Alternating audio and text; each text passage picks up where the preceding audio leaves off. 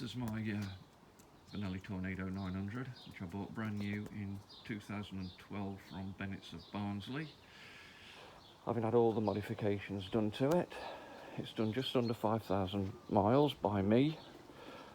It's been absolutely bang on reliable, although I have changed the coil sticks to slightly upgraded ones. Gearboxes with modded clutch, Z25 and all of that stuff. It has been absolutely bang on reliable, this bike.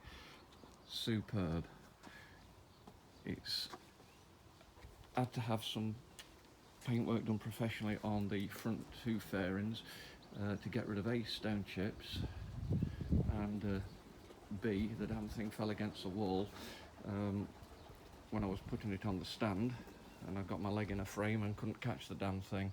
So I spent a small fortune, nearly 550 quid, getting the two front panels and the offside front mirror professionally repaired.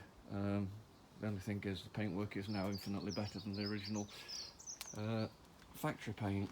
Marks wise, there's a tiny little stone chip under there, and when it fell off the stand, I'll just rotate the back wheel around, it made a little mark there and a little mark there, but other than that it's pretty much immaculate.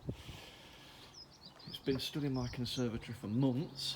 I've not ridden it for over 3 years, again due to a big off. What I'm going to try and do now, let's see if it'll make a liar out of me, is I'm going to try and start it. I'll try not to fall over my own leg. So, here we go. All the alarm's off.